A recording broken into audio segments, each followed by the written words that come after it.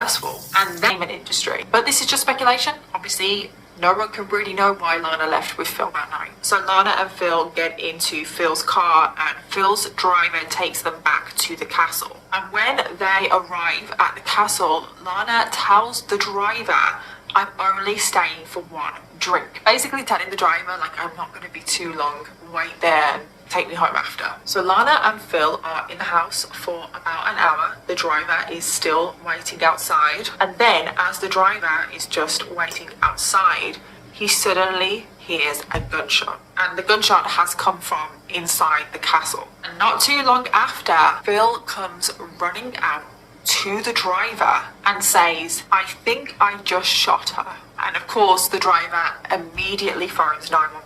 Hi, my name is Adriano. I think my boss killed somebody. Please, can you send me You think your boss killed somebody? Yes, sir. Yes. Because I'm a driver, I'm waiting outside and I don't know what. And why do you believe he may have killed somebody? Because you have a lady on the floor and he has a gun in his hand. Okay, stay on the line. Do not hang up. So the police arrive quite quickly. They go into the castle and they find Lana's body in one of the chairs in the house. She has a single gunshot wound to the mouth and she is very sadly pronounced dead at the scene. Phil starts telling the police that Lana actually shot herself and that he had nothing to do with it. And when he was telling the police this, he was stumbling around, so he was clearly drunk. I don't know, maybe he was high, I don't know. But obviously Phil told the driver that he thinks that he shot her, and obviously the driver did tell the 911 caller that as well. So the police are like, why are you changing your story? So the police do arrest Phil, but Phil continues to defend himself. He continues to say that he had nothing to do with it. And he actually, oh my God, this infuriates me. He actually has the nerve to be angry about this. He starts saying, like, how dare she shoot herself in my home? And I don't know what the problem is. If you put me on the right person, I'm going to move. What the f*** is wrong with you people? I'm rolling through my house. I'm climbing down like a pig. I need to have somebody dying here. I need to pull the out of everybody. Have somebody commit suicide. It's like, I mean, that's not true anyway, but it's like, oh my God, the nerve that this man has. So Phil is charged with the murder of Lana Clarkson. But as usual, because Phil has a lot of money, he was able to bail himself out. His bail was set at $1 million, and of course he had the money to cover it, didn't he? And he's allowed to just carry on living his life in his castle, doing whatever he wants. So Phil is in his castle awaiting trial, and it takes 4 years for the trial to happen. And Phil's life in those 4 years carried on as they normally did. He was always kind of a recluse anyway, and he carried on like this. But he even carried on producing music. Why was he allowed to do that? He even started to make videos and put them on philspector.com, his own website, to plead his innocence. And they're just very weird. They're just, I don't know, they're weird. I did not have anything to do with her death. She may have accidentally taken her own life. She may have purposefully taken her own life. She may have been eating the gun with her, dancing. She may have been doing anything. I don't know why, when, how, or where, in what circumstance she may have taken her own life. So when the trial finally happened, of course, it gained a lot of media attention, as most trials involving celebrities do. But Phil definitely tried his hardest to make it more of a spectacle than it had to be. The trial was actually shown live on TV every day, and Phil obviously knew this, and every single day he dressed in very extravagant outfits, and each day he wore a different wig. Remember that Phil was in that car accident?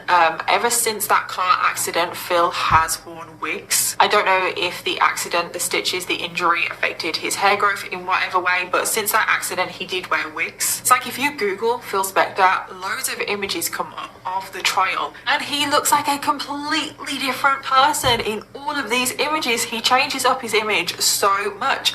He was in the spotlight. This was his stage, and he definitely took this opportunity to be like, this is the Phil Spector show. And eventually the judge did have to say to Phil, you're gonna need to pick one wig, because the whole thing had just become a joke. The whole thing had just become about Phil Spector and what his hair was gonna look like that day and what his outfit was, when it should have been about the murder of Lana Clarkson. I'm Vinny Politan. Thanks so much for joining us tonight. You know, never has there ever been a defendant on trial for murder where everyone's attention was not so much on the crime, but on his hair. And at trial, Phil's defense did stick with the same story, that Lana had taken her own life. And this really infuriates me, but they tried to make out that Lana was really depressed because she was a washed up celebrity. They said that she had nothing going for her life, and because of this, because she was a washed up celebrity, this is why she decided to take her own life in Phil Spector's home. And don't worry, we're going to revisit how ridiculous that is in a minute. And of course, another common trait of celebrity trials is that they throw a hell of a lot of money at their defense team. Phil spent a total of $10 million hiring all of these expensive lawyers, and some of them were even the same defense lawyers that O.J. Simpson had, such as Robert Shapiro and Michael Barden. That was the defense, and the prosecution tried to paint out the erratic, volatile and aggressive behavior of Phil. They obviously talked about the fact that he would often pull out guns on people, threaten them. And the prosecution also did bring out Ronnie as a character witness as well, because obviously if anyone knows what he's really like, it's going to be Ronnie. The prosecution also had pretty convincing physical evidence, and this mostly came from the blood spatter. They found blood on an item of clothing that did belong to Phil, and the blood, like the way it was on the jacket, I think it had been cleaned. Suspicious. And the way that the blood was on this item of clothing, it could have only come from if Phil was the one that shot the gun. Also, they analysed the blood spatter on Lana, and they demonstrated how the blood spatter would have only been possible if Phil was the one that shot Lana, not if she had shot herself. It was also found that the gun had been wiped and there were no fingerprints on the gun, which, I'm sorry, that tells me everything. It's like, why would Phil wipe down a gun if Lana truly had shot herself? Doesn't make sense, does it, Phil? The prosecution also bring the driver that was waiting outside that did hear the gunshot and was also witness to Phil running outside to him and saying, I think I shot her. Also, when Lana's body was found by police at the scene, Lana did have her handbag over her shoulder. And the fact that she had her handbag on, ready to leave, meant that she was leaving.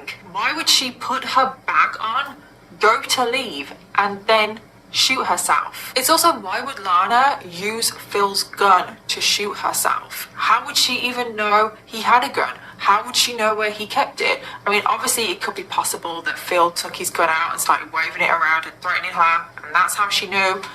But yeah, that's a stretch. But more than anything, I mean, the defense literally have no evidence to prove that Lana shot herself, but it just doesn't make sense. Lana had never met Phil before this night.